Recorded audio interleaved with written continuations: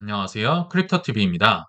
오늘은 한화가 최근에 공격적으로 투자했던 코인 관련 투자 얘기를 해보도록 하겠습니다.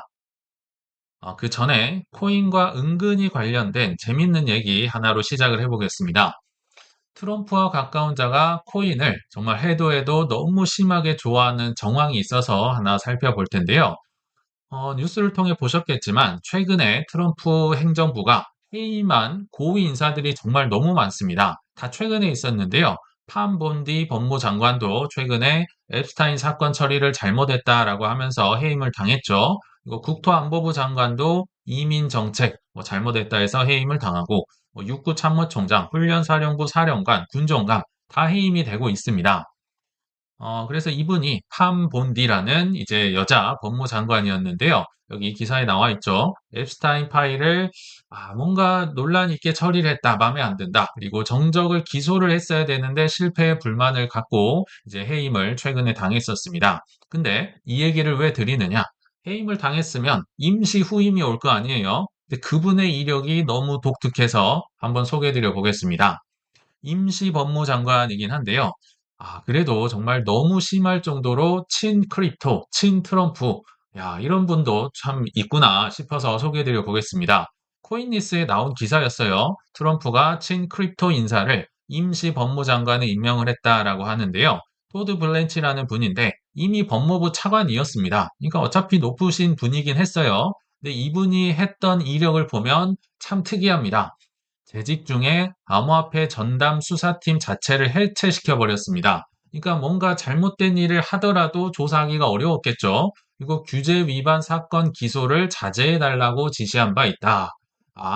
이분이 숨어 있는 줄줄이 훈방의 주역이구나. 왜냐면 바이낸스다, 뭐 예전에 유니스왑이다, 뭐 토네이도 캐시다 하면서 수많은 뭐 컨센시스다, 수많은 기업들이 SEC로부터도 소송을 당했는데요. 법무부로부터도 소송을 당했습니다. 근데 이분이 이런 이제 진두지휘를 했던 게 드러난 거죠. 근데 그것만 해도 괜찮은데요. 사실 뭐 그럴 수 있습니다. 친크립토면. 근데 논란이 되는 이유가 코인을 들고 있는 상황에서 이런 걸 했다는 게 제가 찾아보니까 충격적이더라고요. 코인 들고 있으면서 이 전담 수사팀을 해제했더라고요. 범상치 않은 분이죠. 자, 그래서 그가 당시에 비트코인, 이더리움 등 47만 달러 상당의 암호화폐를 보유하고 있었다. 사실 들고만 있는 자체는 문제가 아니에요. 근데 어떤 논란이 또 있습니다. 뒤에서 소개를 해드릴게요. 자, 그러면 이분의 개인 내역을 제가 찾아보니까요. 일단 트럼프의 개인 변호사 출신이었습니다. 예전에 성추문이라든지 기밀 문건 유출을 열심히 막아주다 보니까 트럼프의 신뢰를 받고 충성파 이제 직원으로 커나갔던 것 같아요. 그래서 이제 법무부 차관까지는 올라갔는데, 자, 25년도 5월 달에 또 하나의 논란이 있었어요. 제가 한번 다 찾아보니까, 일단 법무부 차관까지 올라간 건 뭐 그럴 수 있다고 치는데, 때마침 또 의회의 도서관장 자리가 비었었더라고요. 근데 뭐 이게 그렇게 높은 자리는 아닌데, 그럼에도 직무대행 자리를 바로 이 친구한테 넘겨줍니다. 그러니까 직을 좋은 걸 두 개를 맡겨준 거죠. 근데 이런 것들은 원래 상원의 동의가 있어야 되는데도 그냥 맡겨버렸어요. 그러니까 의회 뭐 도서관 직원들이라든지 전 관장들이 막 들고 일어났던 뭐 이런 작은 논란도 있었던 것 같아요. 자, 근데 코인 방송이니까 다시 코인으로 돌아와서 과거에 이분이 이제 샀던 코인들 조사해 보니까요. 뭐 알트코인부터 어마어마하게 많이 나오더라고요. 비트, 이더, 솔라나, 에이다, 폴리곤, 뭐 코인베이스 등등 뭐 최대 한 7억에서 8억 원 정도를 보유하고 있다. 근데 들고 있는 자체는 문제가 안 되죠. 그냥 제때 잘 팔면 되니까요. 근데 아까 말씀드렸듯이 들고 있는 상황에서 막 이렇게 훈방 조치를 내린 것도 있고요. 자, 원래 상원 인준을 받으면 90일 이내에 인준 시작한 이후 90일 이내에 크립토 뭐 주식 이런 거 팔아야 됩니다. 그래서 약속을 했는데 발령 이후에도 이제 인준이 끝난 이후에도 한 달 이상이 지난 뒤에야 처분했다. 그렇게 버티고 버티고 버텨서 나중에 팔았다는 겁니다. 근데 그마저도 이제 처분 방식도 뭐 성인 자녀와 뭐 손자라고 되어 있는데요. 아마 손자는 아니고 가족들일 겁니다. 이런 형태로 받았는데 뭐 법적으로는 문제가 되진 않지만 한 달 이상 지났다. 이게 이제 저의 포인트거든요. 자, 이 메모 발령, 그러니까 발령일부터 매각일까지 버티고 버텨서 그 기간에만 비트코인으로만 34%의 수익을 거뒀다. 요게 좀 재밌는 포인트입니다. 왜 이렇게 버텨야 됐을까? 이게 언젠지를 알아보면 참 재밌어지거든요. 그러니까 이 지금 들고 있으면 안 되는 기간에 막 들고 있어서 수익을 엄청 번 거죠. 그러니까 엘리자베스 워런이나 상원 의원 6명이 이해 충돌이라고 얘기를 했는데 뭐 적절히 해소됐다 하고 넘어갔는데요. 이게 정말 웃음 포인트입니다. 이분이 인준했던 당시의 기간을 한번 제가 찾아봤는데요. 놀랍게도 25년 2월 중순에 인준을 시작해서 버티고 버티다가 원래 한 5월쯤 팔았어야 되거든요. 5월 이내로 팔아야 됩니다. 이내로. 근데 6월 중순을 넘어가서 팔았다. 이게 왜 재밌냐면요. 알고 보면 재밌는 법무부 차관의 혼신의 고점 매도. 이걸 차트에서 보시면 참 이해가 됩니다. 작년 비트코인 일봉 차트인데요.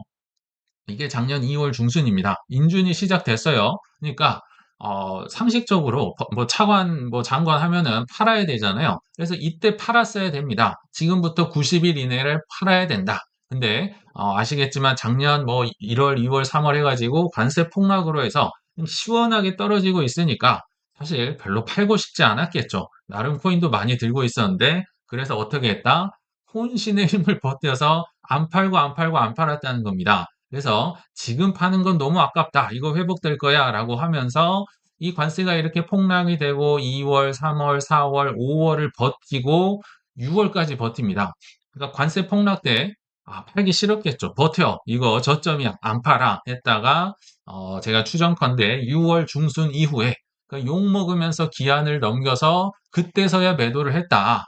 그러니까 이때 당시에 훈방 조치를 한 것도 논란인데 버티고 버텨서 익절을 크게 해냈다. 굉장한 뭐 의지의 미국인이 아닐 수 없거든요. 제가 이걸 소개를 드린 이유는요. 지금 이런 분들이 한두 분이 아니에요. 트럼프랑 트럼프 뭐 자식들도 그렇고 이분도 그나마 이거 넘긴 것도 자식들에게 넘긴 거잖아요. 뭐 모르긴 몰라도 아마 그대로 들고 있을 가능성이 좀 있지 않을까. 왜냐면 트럼프의 자식들도 오히려 비트코인을 더 사면 더 샀지 팔지는 않고 있거든요. 다른 사람과 다르게. 뭐 상무부 장관도 뭐 아들들이랑 마찬가지고 그러니까 그들의 이 재산과 그리고 중간 선거를 생각한다면, 크립토 지지자들을 생각한다면 그렇게 조급할 필요가 없지 않을까. 지금 좀 못 가고 있다고 해서 좀 조바심을 내지 않아도 된다. 이런 멘탈 케어 차원에서 한번 뭐 재밌는 얘기 한번 시작을 해봤습니다. 자, 이제 본론으로 한번 들어가서 한국에서도 좀 특이한 재밌는 얘기가 있어서 소개해드리면요.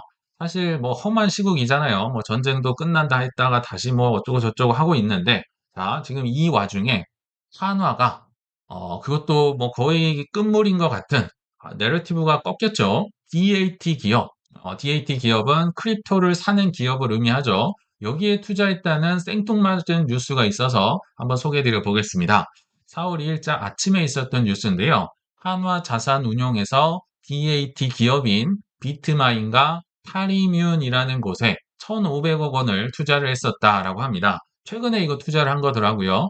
비트마인은 뭐 대부분 아시죠? 이더리움을 사는 이제 DAT 기업이다. 타리뮨은 아마 처음 들어보신 분도 있을 겁니다. 그러니까 비트마인에 1,000억 원, 타리뮨에 500억 많이 투자했어요.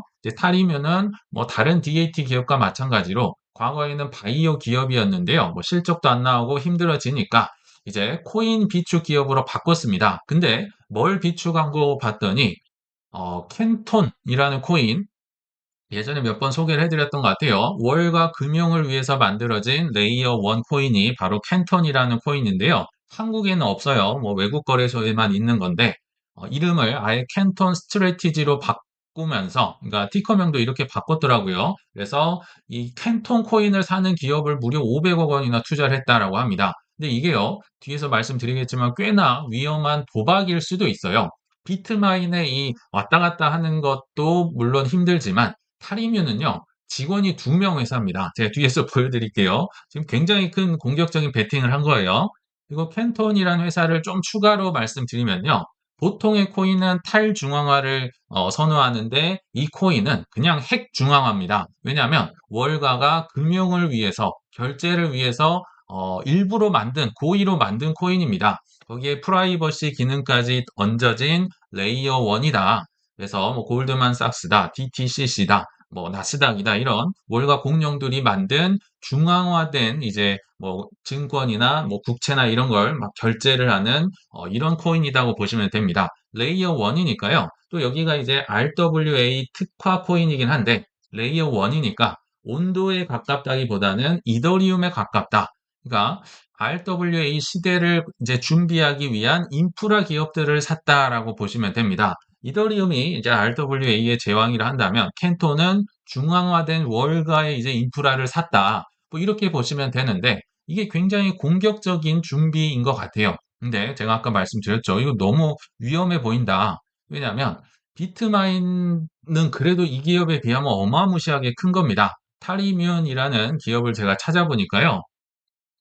일단 캔톤이랑 코인은 골드만삭스, 나스닥, DTCC, S&P 글로벌 이렇게 참여한 시가총액이 뭐 코인마켓캡 기준으로 한 17위, 18위 왔다 갔다 하는 캔톤 코인은 큰 코인이에요. 근데 그거를 사는 기업은 깜짝 놀랐습니다. 여기 직원이 달랑 2명이에요. 조금 여러 번 찾아보니까 3명일 때도 있었던 것 같아요. 그러니까 꼴랑 2명, 3명의 기업에 지금 500억 원이나 되는 기업을 돈을 투자했다. 하나 입장으로서 굉장히 큰 도박적인 이제 투자일 수도 있을 것 같아요. 그러면 이게 어떻게 가능했을까? 뭐 강심장인가? 제가 한번 찾아보니까 보니까 과거에도 이런 위험한 소액 투자로 큰 재미를 봤던 적이 있었습니다. 한화가 그랬어요. 그리고 전체적으로 볼 때도 한국에서 크립토 관련 투자로 대박을 친 게 기관, 뭐 금융기관 모든 것 통틀어서 거의 없습니다. 한 3개 정도 있는 것 같아요. 첫 번째가 국민연금이고, 두 번째가 한국투자공사고, 세 번째가 하나였던 것 같아요. 그 외에는 여기 밑에 보시면 뭐 삼성자산운용, 미래에셋 이런 데 있지만, 비트코인 ETF를 그렇게 많은 돈을 투자한 것 같지는 않아요. 그래서 정말 대박을 친 기업들은 한 이 세 개 정도다. 한국에서는요. 아시겠지만 국민연금은 과거에 뭐 코인은 사기다, 바다 이야기다, 뭐 그런 이야기 나올 때도 코인베이스랑 스트레티지를 투자해서 뭐 적지 않은 재미를 본 것 같습니다. 지금은 좀 주가가 떨어져서 코인베이스가 한 2배 정도 수입을 걷고 있고 스트레티지는 조금 마이너스인 것 같기도 해요. 그럼에도 뭐 예전에 고점일 때도 또 일부 팔고 참 국민연금 투자 잘하는 것 같더라고요. 그래서 아마 여기도 대박을 치지 않을까 생각이 들고 한국투자공사도 역시 코인베이스랑 스트레티지로 짭짤한 재미를 본 것 같다. 근데 이제 민간 기업 중에서는 제가 볼 때 하나 투자를 따라갈 곳이 거의 없는 것 같아요. 왜냐하면 그 옛날에 두나무를 투자했기 때문인데요. 그렇다고 해서 어마무시한 돈을 투자한 건 아니에요. 물론 이게 적은 것도 아니지만 그때 당시에 한 20년도, 21년도 당시에 583억 원을 투자해서 수익률이 지금 1000%로 나왔는데요. 많을 때는 한 20배까지 간 것 같아요. 1조 원이 넘어간 것 같습니다. 그리고 지금 기준으로도 뭐 거의 비슷한 것 같아요. 아직 상장이 안 돼서 뭐 정확한 산정은 안 되지만 대박 투자를 했었다. 이런 경험이 있다. 그래서 21년도에 사실 이런 기사들도 많이 났었습니다. 하나증권이 무려 수익률을 1800%나 거뒀었다. 그래서 두나무에 아까 583억 원인가 투자를 했는데 1조 원 넘게 가치가 불어났다. 정말 20배가 넘는 대박을 터뜨린 거죠. 지금은 한 5.9% 지분 들고 있을 겁니다. 근데 그때 당시 21년도엔 6.14%를 매입을 했었고, 그리고 심지어 이게요, 매년 한 5% 정도 두나무가 배당도 줍니다. 야, 이만한 기업이 있을까요? 그러니까 뭐 수익률도 대박이 났었고, 그때 당시에 토스뱅크에도 지금 투자를 해놨었는데, 그때 당시 기준으로 100배 잭팟이 터졌었다라고 합니다. 물론 상장 회사가 아니니까, 이거 지금 기준으로는 좀 많이 줄어들었을 거예요. 한 20배 정도 될 거예요, 아마. 근데 이때 당시에 토스뱅크에 75억을 넣었다가 요것도 대박이 났었다. 그래서 21년 당시에 하나투자증권이 이제 투자했었던 일지를 제가 한번 찾아봤는데요. 일단 오른쪽 보시면 583억 원이 1조가 넘는 정말 잭팟이 터졌었는데, 자, 그리고 왼쪽을 보면, 저는 이걸 보면서요, 이 4대 천왕, 즉, 비트이더, 좀만 더 들어가면 XRP 솔라나, 이게 4대 천왕은 투자를 많이 했죠. 그리고 아래쪽은 이제 뭐 작은 알트코인, 요런 이제 생각이 들더라고요. 즉, 두나무나 뭐 토스뱅크나 라이트넷은 제가 뭔진 잘 모르겠는데 아마 핀테크 기업일 겁니다. 근데 요런 데서 이제 어느 정도 큰 수익을 봐주니까 대박이 난 거죠. 그러니까 밑에 있는 뭐 뮤직하우든 파두든 뭐 식탁이 있는 삼입은 뭐든 망해도 된다. 이거에 잃어도 되는 돈은 아니지만요. 그리고 실제로 대부분 플러스더라고요. 지금 제가 조사를 해보니까 대부분 다 플러스였어요. 그렇지만 그럼에도 밑에는 망해도 돼. 씨를 뿌려놓은 거니까 그냥 이 중에 몇 개만 터지면 되고 그 중에 우리로 치면 비트코인, 이더리움 같은 게 두 나무였던 겁니다. 그리고 토스뱅크가 뭐 XRP나 솔라나 같은 거였죠. 그러니까 위쪽을 핵심을 제대로 잡아두고 중심 있게 많이 투자를 해두니까 밑에 씨 뿌리는 거는 뭐 오르면 좋고 아니면 말고 이런 식으로 오래 버틸 수 있는 구조를 갖추지 않았을까라는 생각이 들더라고요. 그래서 이런 기관들도 정말 돈이 많은 기관들도 여기 보시면 뭐 뮤직하우에 뭐 파두에 해가지고 한 방을 노리나요?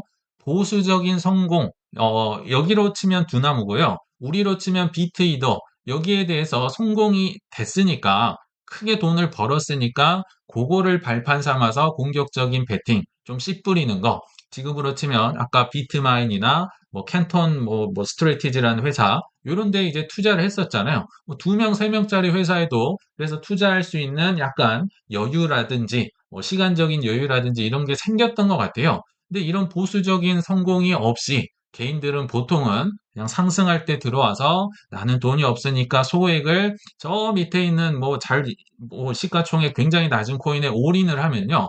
이거 하나 틀리면 그냥 나는 망하는 거거든요. 하나든 어디든 월가든 씨를 뿌리고 그중에 한두 개 터지면 대박을 가져가는 구조인데 개인들은 돈이 없다면서 비트 이더 두나무 같은 걸 사지 않는다는 데 문제가 있습니다. 그래서 회복이 거의 불가한다.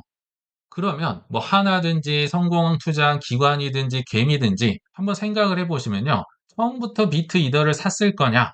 한번 요 과정을 찾아가는 재미가 또 공부의 의미가 있다 생각이 들거든요. 이분들은 처음부터 샀을까요? 그 재미없는 거. 안 샀을 겁니다. 똑같아요. 비싸서 안 사. 너무 비싸죠. 비트랑 이더. 그니까 XRP를 사고 예전에도 그랬었잖아요. 그러다가 정말 대실패를 하고 홍군형이 나니까 이제 이런 포트폴리오를 갖춰가거든요. 그래서 마지막으로 하나가 과거에 투자했었던, 제가 잭팟만 보여드렸지만 투자했었던 굉장히 큰 실패를 제가 쭉 한번 조사를 해봤습니다. 이거 말고도 더 있을 텐데요. 일단 한화의 대표적인 투자 실패, 널리 널리 알려졌던 게 바로 니콜라입니다. 지금은 거의 이제 뭐 사라졌죠. 이때 당시 아마 김승현 회장의 아들이 이걸 주체적으로 나서서 투자를 했다가 이게 망하면서 뭐 그룹 이미지까지 좀 떨어졌던 타격이 있었던 투자였습니다. 1억 달러가 통째로 날아가면서 한 마이너스 한 뭐 80% 거의 뭐 알트코인이죠. 그리고 여기 보시면 REC 실리콘 무려 3,700억 원을 투자했는데요. 3천억 원이 넘게 날아갔다. 뭐 정말 알트코인 같습니다. 마이너스 90% 이상을 맞았고요. 또 오버에어라는 뭐 에어택시 개발사에 또 2천억 원 넘게 투자했는데 뭐 마이너스 1,880억 원. 이건 뭐 사실상 상장 폐지를 당했고 그리고 또 하나 그냥 눈에 들어오는 데가 차이 코퍼레이션이라고 있습니다. 요거는 제가 왜 아냐면요. 우리 테라 루나 할 때 이제 공동 대표, 신현성 대표라고 또 있었어요. 도건 말고 한 분이 더 있었는데 그분이 만든 핀테크 회사였습니다. 그래서 거기에 700억 원을 투자했다가 또 사업이 붕괴되면서 뭐 마이너스 80% 이상 이런 투자를 그 전에도 많이 했었을 거예요. 그 뒤에도 많이 했었고, 그러니까 숱한 실패를 겪고 보니까, 안전한 거, 인프라 쪽, 뭐, 이런 쪽에 투자를 많이 해서 좀 노하우를 쌓지 않았나 생각이 들더라고요. 그래서 오늘 한번 결론을 맺어보면요. 남의 잭팟, 성공한 것만 보지 말고요. 그 한 종목만 보지 마시고, 실패 후에 성공을 만들어가는 과정을 좀 보고 뭐 만들어 가야 되지 않을까 생각이 듭니다. 코스톨라니도 두 번 이상 파산하지 않으면 투자자가 아니라고 했는데요. 그리고 물론 본인도 공식적인 파산만 두 번을 했었습니다. 근데 하물며 개인들이 실패를 하지 않고 상승 타이밍에 속속 맞춰가지고 수익 보고 빠지는 게 쉽지 않겠죠. 그래서 만약에 또 실패하셨다면 오히려 뭐 정상일 수 있습니다. 다만 이제 성공하기 위한 과정을 꾸준히 수정하고 만들어 가셔서 오래오래 성공 투자 이어가시길 바라면서 이만 마치겠습니다. 시청 감사합니다.